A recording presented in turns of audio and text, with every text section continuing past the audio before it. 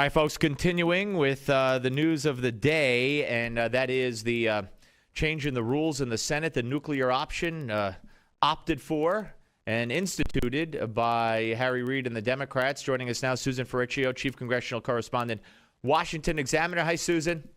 Hi, Steve. So they did it, huh? Yes, they did, and the timing is interesting, to say the least. But they went through with it. A lot of people were really shocked, but the writing seemed on the wall earlier this week when they rejected the Third Circuit Court judge nominee. And then Republicans seemed kind of resigned to it, like, well, we think they're going to do it this time. They threaten all the time, let them do it. That was their attitude. And they put up a little bit of a fight, but it seemed like it was just almost preordained this week it was going to happen. So it wasn't a huge shock, but overall the timing is interesting, and it suggests to some people that Democrats feel like they need to get as many judges through as they can and as many executive branch nominees through as they can, because they may not be able to do it after 2014 because of the political landscape looking like Republicans have a good shot at the majority. Yeah, I mean, doesn't this just make it worse for Democrats? I mean, this can't be something that the American public will go for. Chuck Todd of NBC is saying this was done because of the activist base in the Democratic Party. They had to give him something because of the disappointment of Obamacare, the disaster there. So this was for pressure, long-time pressure on Harry Reid and the Democrats to do this from their activist base. I mean, the activist base isn't in sync with the rest of the country. I mean, I just see this as a losing issue. I mean, temporary gain, maybe even long-term gain when it comes to these judges who have lifetime appointments, but at what cost politically? Well, again, I think looking at this, was it a practical matter or a political matter? It does political, but how so? That's the big question here. First of all, if Republicans have a good shot at the majority, that's a fact. So Democrats know that.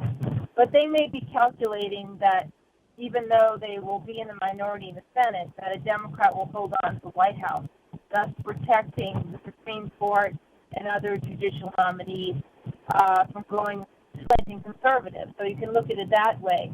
There's also the argument that, they need to do something for the base. The rollout of the health care law is not going well. This gets everybody talking about something else for the immediate future. And it does definitely give something to people who feel like Republicans have been stopping them on key nominations. Not only is the judicial branch an area where Republicans have been able to hold up nominees, but the executive branch as well. Don't forget, they blocked several nominees this year, and that's resulted in the recess appointment of the NLRB head, and now we've got the holdup of Mel Watt. He's a representative from North Carolina. They want him to head the Federal Housing Agency. That's probably likely to go through now on an up or down vote. So Democrats can get a lot done in terms of moving nominees for the end of Obama's term. They may be banking on, hey, even if they lose the majority, they've got a clear shot at the White House if Hillary Clinton runs, thus protecting the Supreme Court.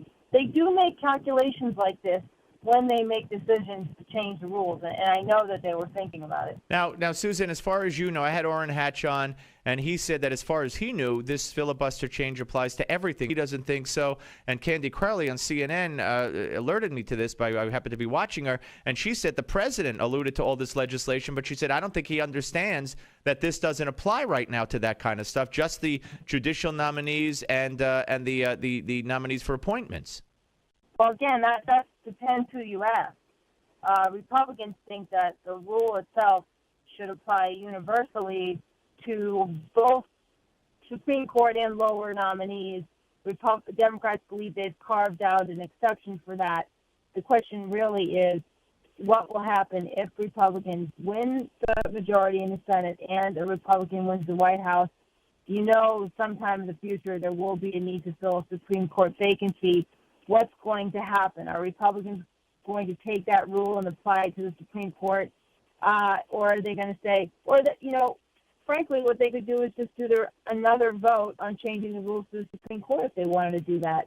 I think you have to look at this in terms of what the long view is and a rules change like this. Is this just going to be a road to 51 votes for all legislation, nominees, everything, or will one body move to protect the whole integrity of the institution again, move as quickly to the Senate as they do to the House? And this really destroys that and sends it on the road to big changes for how the whole body operates, for the whole nature of the Senate.